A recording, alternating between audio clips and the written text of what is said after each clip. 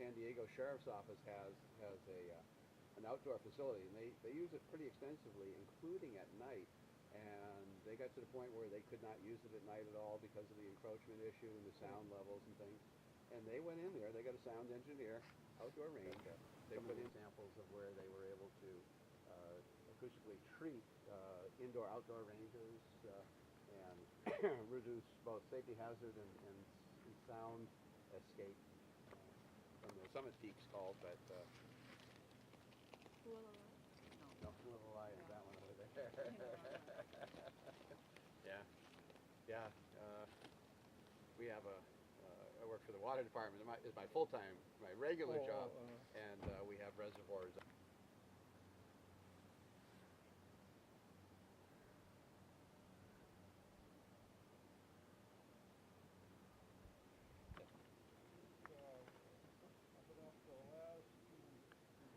You guys hope from roadways or right.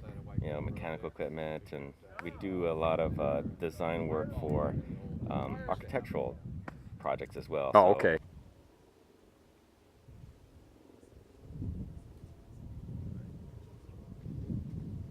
This would be a good time to shoot. Okay, at about a 5-second cadence. Okay, 5 shots. Commence firing.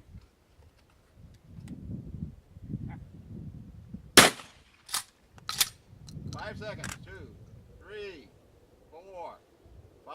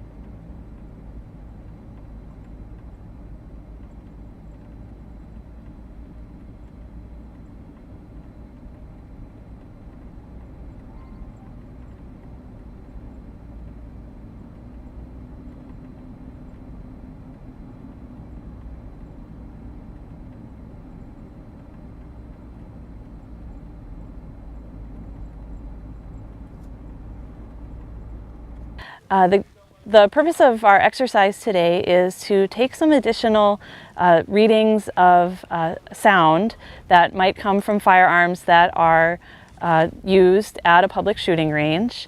And we have acoustical consultants with us today that will be taking measurements of firearm sounds at close proximity. And that allows them to get a reference point as they build a model to understand how sound would transmit within the range and the surrounding area. This test today differs from the prior tests that were conducted in that it will be used to inform a computer model that will be done that will hopefully share a visual depiction of how sound will transmit across this landscape and help the state in their decision-making process going forward with this proposal. Measuring sound from the firearm activities, and we have a sound level meter and a microphone, and what we'll be measuring is sort of maximum sound level. We're measuring at several different locations in a semicircle around the shooter, so at 0 degrees, 60 degrees, 120 degrees, and 180. And the idea is to get sort of a directivity of what that firearm noise level produces. So it's not the same behind the shooter as it is in the side of the shooter as it is in the front of the shooter. So we're trying to get a sort of a directivity of all different directions. So, and we'll be measuring, I believe, 2 different firearms today. One will be without the sound suppressor, and then we'll repeat the measurements with the sound suppressor. That'll give us the raw data for the firearm. How loud is that firearm? And then we plug that data into a software model, which will allow us to predict the noise levels to anywhere in the area. So the software model will allow us to include things like the topographical information, the ground cover, wind speed and direction, atmospheric conditions. So we can include all of those things in the sound model, in the software model, and we can manipulate that depending on what conditions we want to analyze, and then predict what sound levels are to any areas that's nearby. The purpose of today's gunfire test is to generate sound levels for the sound engineers to record and be able to map out what the likely impact will be in the general area. A number of issues we have to address here. First of all, we're going to be using live firearms. Dick Hefflinger and myself will be shooting. I'll have a rifle, Dick will have the shotgun. Or if you see a hiker, a hunter, a stray dog, even an animal, anybody can call a ceasefire, and you call it out loud, you call it out twice, 3 times until everybody hears it. So with me, would you all say ceasefire? Ceasefire! Ceasefire! Okay, make sure we hear it, because we're going to have stuff in our ears, which brings up the next thing. Who has experienced it over his lifetime. He just escaped. He won't hear it. Yeah, I know. We can talk about him now. He has what's called the NRA salute, which is, what? So, and that's from a lifetime of hunting, and many old timers. For whoever does not have, sunglasses are fine. Hearing, we have the inserts, the foam inserts. I think, Clyde, you brought some? All I ask is when you're done with them, put them back where you found them. And we'll have it for the next time. Yes. If you don't know how to manipulate these, they just open real easy, and then you can adjust them, whatever it is you want to do. When the line is cold, when nobody is shooting, we can go forward. At that time, nobody can handle the firearms. Everybody, if you want to see them, you want to handle them, be glad to show anybody, but we need to make sure that nobody's downrange when we do that. Okay, so even though they're unloaded, that's just standard practice. And questions? This is time? No? Okay. All right, that's it. So, wait, what time is... Starting at 9. Okay. There's going to be a break while I reload. This one holds 5 max. Okay, got it. Okay. So okay. I'll do it on like Okay, the that would 2-second cadence. Okay. Well, could we do more like 5 seconds? we can do it any way you want. Okay. Yeah, That yeah, might be good. yeah.